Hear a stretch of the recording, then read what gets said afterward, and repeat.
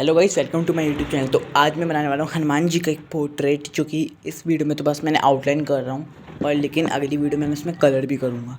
तो प्लीज़ अगर जारी रखने के लिए पूरी वीडियो एंड तक देखें।